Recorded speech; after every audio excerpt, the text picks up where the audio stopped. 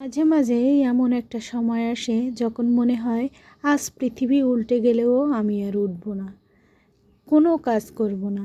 আজ শুধু নিজের মতো করে একটু নিশ্চুপ থাকতে চাই।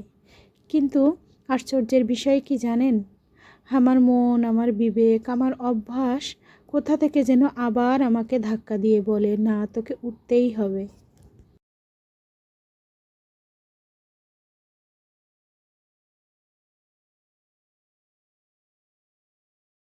হ্যালো এভরিওয়ান, নিঝুম সন্ধ্যায় আপনাদের সবাইকে স্বাগতম।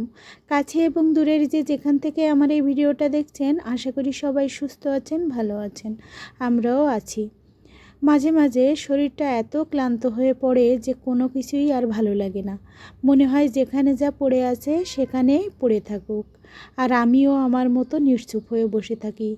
কিছু মুহূর্ত আসে যখন শরীর আর মন দুটোই যেন একই রুটিন, একই কাজ, প্রতিদিনের এই ব্যস্ততা, কখনো কখনো একঘেয়েমি জীবন সত্যিই খুব ভারী হয়ে ওঠে। তখন নিজের কাছেই নিজেকে ভালো লাগে না। জীবনটাও যেন একটু বিষণ্ণ আর দুর্বিষহ হয়ে ওঠে।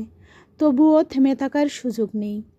সংসার তো অপেক্ষা করে না, ঘরের প্রতিটি কাজ, প্রতিটি দায়িত্ব যেন নীরবে আমার অপেক্ষায় বসে থাকে। তাই একটু বিশ্রাম নিয়ে নিজেকে আবার শক্ত করে ক্লান্ত শরীর নিয়েই উঠে দাঁড়াতে হয়। কারণ আমি জানি এই ছোট্ট ছোট্ট দায়িত্বগুলোতেই লুকিয়ে আছে আমার ভালোবাসা, আমার সংসার, আমার জীবনের প্রতিটি গৃহিণীর জীবনে এমন কিছু দিন আসে যেদিন শরীর ক্লান্ত থাকে, মন অবসন্ন থাকে, তবুও তারা আবার নতুন করে শুরু করেন। কারণ তারা জানেন ভালোবাসার দায়িত্বের কাছে ক্লান্তিও একসময় হার মেনে যায়। ঘর জুড়ে সব কিছু এলোমেলো হয়ে পড়ে আছে, অথচ আজকে সত্যিই আমার কিছুই ভালো লাগছিল না। মনে হচ্ছিল যেখানে যা পড়ে আছে সেখানে পড়ে থাকুক, আজ আমার দ্বারা কিছুই হবে না। শরীরটা এতটাই ক্লান্ত ছিল যে বিছানা থেকে উঠতেই শক্তি পাচ্ছিলাম না। কেমন যেন ভালোই লাগছিল না আজকে কোনো কিছু। মাঝে মাঝে এমন একটা সময় আসে যখন মনে হয় আজ পৃথিবী উল্টে গেলেও আমি আর উঠব না, কোনো কাজ করব না। আজ শুধু নিজের মতো করে একটু নিশ্চুপ থাকবো আমি। কিন্তু আশ্চর্যের বিষয় কি জানেন, আমার মন, আমার বিবেক, আমার অভ্যাস কোথা থেকে যেন আবার আমাকে ধাক্কা দিয়ে বলে, না, তোকে উঠতেই হবে, তোকে পারতেই হবে, এই সংসারটা তোকে সামলাতেই হবে। আমি নিজেও জানি না সেই শক্তিটা কোথা থেকে আসে। আমি জানি না সেই শক্তিটাই বা হঠাৎ কোথায় হারিয়ে যায়। তবে এতটুকু বুঝি, দায়িত্ব মানুষকে এমন এক শক্তি দেয় যা নিজেরও অজানা। তাই ক্লান্ত শরীর নিয়েই আবার উঠে দাঁড়ালাম। এক এক করে ঘর গোছাতে শুরু করলাম, কারণ এলোমেলো ঘর আমার একদমই ভালো লাগে না। ঘরটা যখন পরিষ্কার পরিচ্ছন্ন থাকে তখন মনটাও যেন একটু শান্তি খুঁজে পায়। জানেন তো, আমার জীবনটা অনেকটাই এরকম। প্রতিদিন একই কাজ, একই রুটিন। সকাল হয়, রান্নাঘর গোছানো, কাপড় ধোয়া, পরিষ্কার পরিচ্ছন্নতা, এই করতে করতেই দিন শেষ হয়ে যায়। আমরা মাত্র দুইজন মানুষ। আমার হাজব্যান্ড সকালেই তার কর্মস্থলে বেরিয়ে যান, আর আমি সারাদিন এই চার দেওয়ালের ভিতরেই থেকে যাই। কখনো কখনো মনে হয় এই দুটি ঘরই যেন আমার পুরো পৃথিবী। একটা মোবাইল ফোন হয়ে যায় আমার সারাদিনের সঙ্গী। বাইরের পৃথিবীটা যেন খুব দূরের কোনো গল্প। তখন সত্যি এই একঘেয়েমি জীবনটা খুব ভারী। সৃষ্টিকর্তা যেন মনে হয় এমন বিষণ্ণ আর এমন একঘেয়েমি জীবন না দেন। তবে একটা বিষয়ের জন্য আমি সবসময় কৃতজ্ঞ। আমার হাজব্যান্ড ভীষণ ইতিবাচক মানসিকতার মানুষ।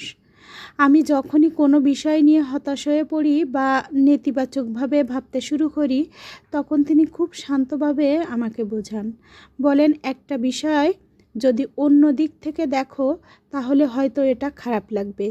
ওনার এই কথাগুলো আমাকে আবার নতুন করে ভাবতে শেখায়, মনে সাহস যোগায়।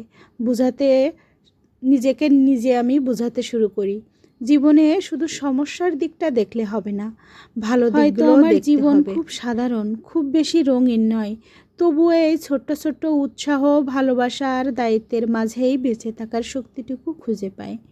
প্রতিদিন ভেঙে পড়ি, আবার প্রতিদিনই নিজেকে নতুন করে গড়ে তুলি। এভাবেই হয়তো জীবন চলে। আর এই চলার মাঝেই একদিন সব ক্লান্তি পেরিয়ে সুন্দর স্মৃতি জমে যায়। আমার ঘরে কোনো কিছুরই অভাব নেই। আমার হাজব্যান্ড তার সামর্থ্যের মধ্যে যতটা সম্ভব ততটাই ভালোবাসা দিয়ে আমার ছোট্ট সংসারটাকে সাজিয়ে দিয়েছেন। ঈশ্বরের অশেষ কৃপায় সব কিছুই আছে। তবুও জানেন, মাঝে মাঝে কোথা থেকে যেন একটা অদৃশ্য শূন্যতা এসে আমাকে ঘিরে ধরে। এমন এক বিষণ্ণতা যার কোনো নির্দিষ্ট কারণ আমি খুঁজে পাই না। তখন মনে হয় পৃথিবীতে আমার মতো এতটাই একা মানুষ আপনারা হয়তো ভাবতে পারেন আমি এসব কথা কোনো বই থেকে পড়েছি কিংবা কারো জীবন কাহিনী থেকে শুনেছি, কিন্তু বিশ্বাস করুন, এই লেখার প্রতিটি শব্দ আমার নিজের জীবনের। আমি শুধু আমার মনের কথাগুলো আপনাদের সঙ্গে ভাগাভাগি করে নিচ্ছি, কারণ কখনো কখনো নিজের অনুভূতিগুলো প্রকাশ করলেই মনটা একটু হালকা হয়ে যায়।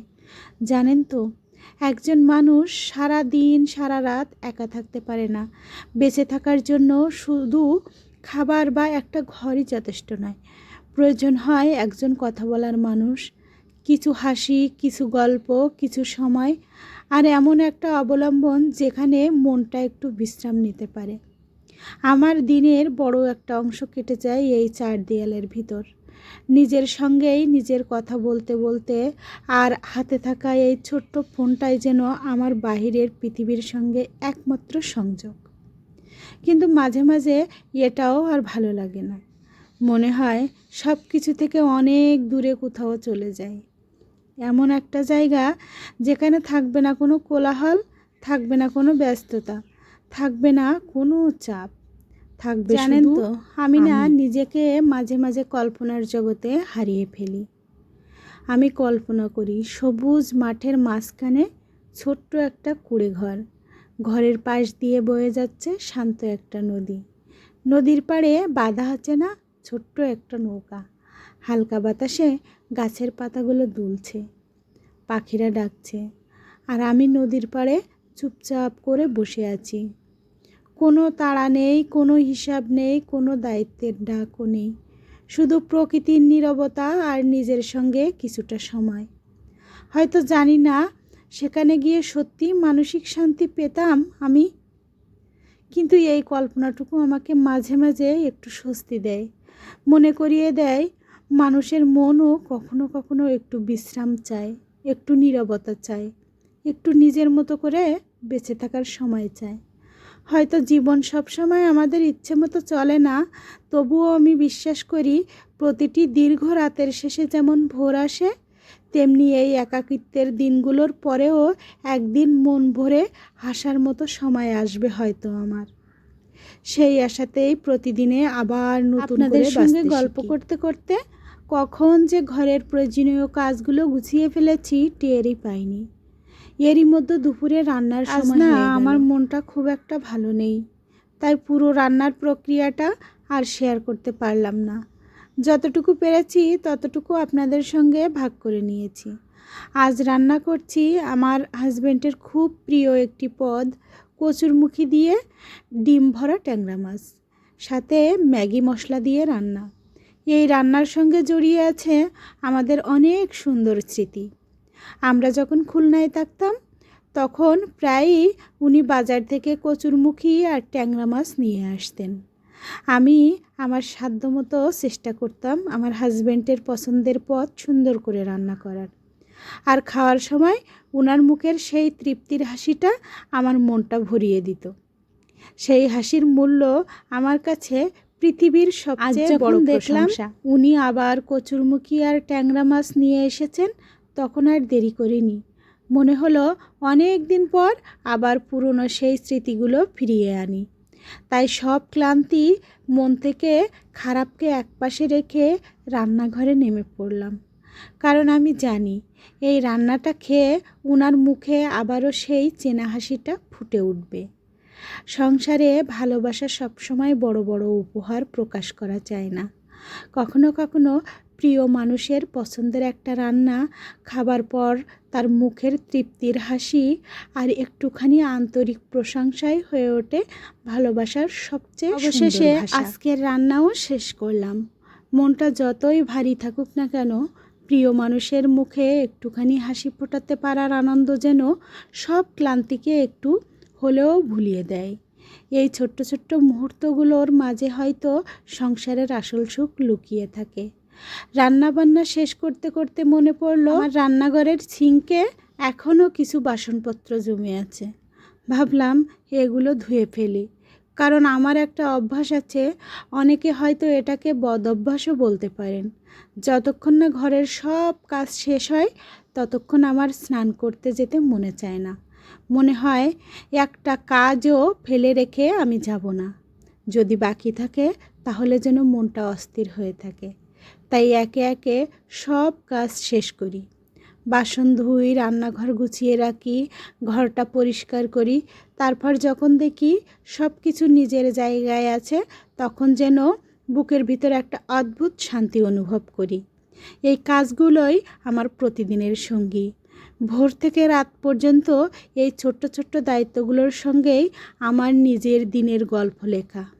অনেকেই হয়তো ভাবতে পারেন এগুলো শুধু সংসারের কাজ, কিন্তু আমার কাছে এগুলো শুধু দায়িত্ব নয়, বরং নিজের জীবনকে গুছিয়ে রাখার কাজগুলোর মাঝেই আমি নিজেকে ব্যস্ত রাখি, নিজের মনকে সামলাই, আর প্রতিদিন নতুন করে চলার শক্তি খুঁজে পাই। তাই কখনো কখনো মনে হয় এই কাজগুলোই আমাকে স্বাভাবিক ছন্দে বাঁচিয়ে রেখেছে। সংসারের এই ছোট্ট ছোট্ট দায়িত্বই আমার দিনগুলোর অর্থ দেয় আর এগিয়ে চলার অনুপ্রেরণা যোগায়। জীবন সবসময় সহজ নয়, তবু প্রতিদিনের এই সাধারণ কাজগুলোর মাঝেই আমি খুঁজে নিই নিজের শান্তি, নিজের ভালো লাগা আর নতুন একটি দিনের শুরু করার সাহস। তাই আজও প্রতিটি কাজ শেষ করে মনে হয়, হ্যাঁ, আজকের দিনটাও আমি ভালোভাবে সামলে নিতে পেরেছি। অবশেষে আমার বাসনপত্র ধোয়াও শেষ হয়ে গেল। আসলে সব সময় কাজ ক্যামেরা সেট করে করতে গেলে অনেক সময় লেগে যায়, তাই অনেক কিছুই আমি অফ ক্যামেরায় সেরে নিই। আজও বাসন ধোয়ার পর ঘরটা ঝাড়ু দিয়ে মুছে ফেলেছিলাম, যাতে সব কিছু বাহিরে তখনও বৃষ্টি পড়ছিল। আর আমরা যেহেতু একটু ঠান্ডার সমস্যা আছে, তাই দেরি করে স্নান করলে রাতে ঠান্ডা লেগে যায়, নাক মুখ সর্দিতে আমার আটকে যায়। তাই দ্রুত সম্ভব সুন্দরভাবে স্নানটাও সেরে ফেলবো, ঘর বাড়ি ঝাড়ু দিয়ে মুছে তারপরে স্নান করে ফেলবো। নিজের শরীরের যত্ন নেওয়াটাও তো খুব জরুরি। স্নান করে এসে তারপর পূজাটাও দিয়ে ফেলবো, কারণ পূজাটা দেওয়া আমার প্রতিদিনের কাজের একটা অংশ বলে মনে করি। আমরা যেমন ক্ষুধার্ত থাকি, ভাত না খেলে মনে হয় শরীর দুর্বল, ওরকম পূজা না দিলেও আমার কাছে ক্ষুধার্ত লাগে। পূজা দেওয়া আমার কাছে শুধু একটা অভ্যাস নয়, বরং মনের শান্তির একটা জায়গা। দিনের ব্যস্ততার মাঝেও এই ছোট্ট সময়টা আমার ভিতর থেকে অনেকটাই হালকা করে দেয়। অবশেষে সমস্ত ঘর আমি সুন্দরভাবে পরিষ্কার করে নিলাম। আমরা যেহেতু নিচতলাতেই থাকি, সামনেই গ্যারেজ, তো ময়লাটা বেশি হয়, কারণ বাহিরে যত গাড়ি আসে, গাড়ির তো একটা ময়লা ধুলাবালি সব কিছুই আছে, তো সেটা সব সময় আমার এভাবে ঘরের কাজ, নিজের যত্ন আর মনের শান্তি সব কিছু মিলিয়ে আমার দিনটাই এগিয়ে যায়। কখনো কখনো ছোট্ট এই কাজগুলোর মধ্যেই আমি খুঁজে পাই স্বস্তি, গুছিয়ে নেওয়ার অনুভূতি আর একটু। অবশেষে ঘর ঝাড়ু দিয়ে পরিষ্কার করে ফেললাম। আর আমার বাসার সামনে সুন্দর একটি পুকুর আছে, আর পুকুরে বাচ্চারা স্নান করছে, কেমন উল্টে পাল্টে স্নান করছে দেখে আমার ছোটোবেলার নিজের কথা মনে হলো। আমি যখন ছোটোবেলাতে পুকুরে স্নান করতাম, তখন আমার মা বাড়িতে আসলে বেশ বকাঝকা করতেন। তো অনেকক্ষণ ধরে স্নান করার কারণে চোখ লাল হয়ে যেত, মুখে দাড়ি গোপ গজিয়ে যেত। তো এটা সবারই ছোটোবেলায় আমার মনে হয় আছে। পুজো শেষ করে খাওয়া দাওয়া সেরে নিয়েছিলাম, তারপর শরীরটা একটু ক্লান্ত লাগছিল, তাই কিছুক্ষণ বিশ্রাম নিয়ে ঘুমিয়ে পড়েছিলাম। ঘুম থেকে উঠে দেখি এক অন্যরকম দৃশ্য। বৃষ্টি তো পড়ছে, বৃষ্টি তো থামবেই না, কিন্তু কি আর করা, মনটাও তো কিছু খেতে চায়। তো টুকটাক বাসায় যে নাস্তা ছিল সেই নাস্তাগুলো করে নিয়েছিলাম। ঘুম থেকে উঠে দেখি আমার হাজব্যান্ড চাঁপাইনবাবগঞ্জের আম নিয়ে এসেছেন। এই আমগুলো আসলে ওনার স্কুলের একজন ম্যাডাম সবার জন্য উপহার হিসেবে চাঁপাইনবাবগঞ্জ থেকে নিয়ে এসেছেন। স্কুলের প্রত্যেক শিক্ষককে তিনি আম দিবেন, আম খাওয়াবেন সেই উদ্দেশ্যে। আর সেই আমগুলোর মধ্যেই থেকে আমাদের ভাগের আমগুলো বাড়িতে এসে গেছে। আমগুলো বের করে আমরা একটু খোলা বাতাসে রেখে দিলাম যাতে ভালোভাবে পাকতে পারে। তবে দুঃখের বিষয়, যাতায়াতের সময় ধাক্কা লাগার কারণে দুটি আম বেশ ফেটে গিয়েছিল, তাই সেগুলো নষ্ট হয়ে গেছে। তবুও বাকি আমগুলো বেশ ভালো ছিল, দেখতে যেমন সুন্দর লাগছিল তেমনি গন্ধেও বোঝা যাচ্ছিল যে আমগুলো বেশ মিষ্টি হবে। এইগুলো ছোট্ট ভালোবাসার উপহার সত্যি মন ছুঁয়ে দেয়। দূর থেকে পাঠানো কয়েকটি আমের মধ্যেও লুকিয়ে থাকে আন্তরিকতা, সম্মান আর আপনজনের প্রতি একটু টান। তো আজকের ভিডিওটা আপনাদের কাছে কেমন লাগলো অবশ্যই কমেন্টে জানাতে ভুলবেন না। যদি ভালো লেগে থাকে তাহলে লাইক, কমেন্ট এবং সাবস্ক্রাইব করে আমার সাথে নতুন বন্ধু হয়ে থেকে যেতে পারেন। সবাই সুস্থ থাকবেন, ভালো থাকবেন। দেখা হবে আবার পরবর্তী ভিডিওতে। ধন্যবাদ সবাইকে।